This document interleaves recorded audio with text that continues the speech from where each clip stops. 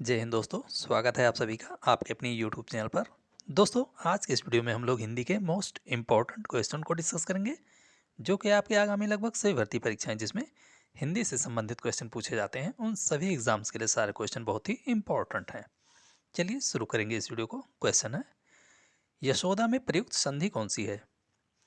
बात करेंगे यशोदा में संधि की, तो यहाँ पर ऑप्शन सी राइट हो जाएगा, विसर्ग संधि। यशोदा में विसर्ग संधि है। यशोदा का अगर संधि विच्छेद करेंगे तो यशा धन दा, इस प्रकार इसका संधि विच्छेद होगा। संधि कुल 3 प्रकार की होती है, जिसमें स्वर संधि, व्यंजन संधि और विसर्ग संधि। अगला क्वेश्चन, निम्न में से कौन सा शब्द जातिवाचक संज्ञा है? बात करें जातिवाचक संज्ञा शब्द की, तो यहाँ पर ऑप्शन डी राइट हो जाएगा, अध्यापक। अध्यापक यह एक जातिवाचक संज्ञा शब्द है। जातिवाचक संज्ञा किसे कहते हैं? तो जिन संज्ञा शब्द से किसी व्यक्ति, वस्तु, स्थान के संपूर्ण जाति का बोध होता है, ऐसे शब्दों को जातिवाचक संज्ञा कहते हैं।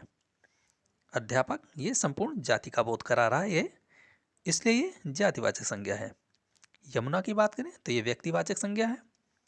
दिल्ली भी व्यक्तिवाचक संज्ञा है, जबकि स्त्रीत्व ये भाववाचक संज्ञा है। संज्ञा कुल 5 प्रकार की होती है, जिसमें व्यक्तिवाचक, जातिवाचक, भाववाचक, समूहवाचक और द्रव्यवाचक। अगला क्वेश्चन, इसे कोई नहीं जानता वाक्य में प्रयुक्त कोई किस प्रकार का सर्वनाम है? तो ये अनिश्चयवाचक सर्वनाम है, ऑप्शन डी राइट हो जाएगा। सर्वनाम 6 प्रकार के होते हैं, जिसमें 6 प्रकारों की अगर बात करें तो पुरुषवाचक सर्वनाम, निजवाचक सर्वनाम, निश्चयवाचक सर्वनाम, अनिश्चयवाचक सर्वनाम, संबंधवाचक सर्वनाम और प्रश्नवाचक सर्वनाम। ये कुल 6 प्रकार के सर्वनाम होते हैं। अगला क्वेश्चन, बच्चे बस से विद्यालय जाते हैं, वाक्य में कौन सा कारक है? तो यहाँ पर कारक की अगर बात करेंगे तो ऑप्शन बी राइट हो जाएगा, कर्ण कारक। बच्चे बस से विद्यालय जाते हैं, यहाँ पर से कारक का चिन्ह साधन के रूप में प्रयोग किया जा रहा है, इसलिए यहाँ पर कर्ण कारक होगा। जब से का प्रयोग अलगाव को दिखाने के लिए किया जाता है तो वहाँ पर अपादान कारक होता है, लेकिन जब से का प्रयोग साधन के रूप में किया जाता है तो वहाँ पर कर्ण कारक होता है। हिंदी में कारक कुल 8 प्रकार के होते हैं।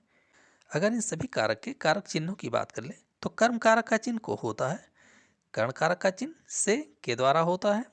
अपादान की अगर बात करें तो अपादान कारक का चिन्ह से पृथकता को दिखाने के लिए या अलगाव को दिखाने के लिए किया जाता है, तो वहाँ पर अपादान कारक होता है।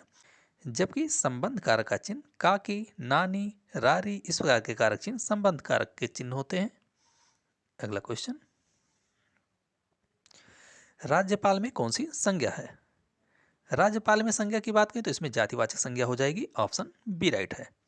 जब किसी संज्ञा शब्द से किसी व्यक्ति, वस्तु, स्थान के पूरी जाति का बोध होता है तो वहां पर जातिवाचक संज्ञा होती है। बात करेंगे राज्यपाल की, तो एक जातिवाचक संज्ञा शब्द है।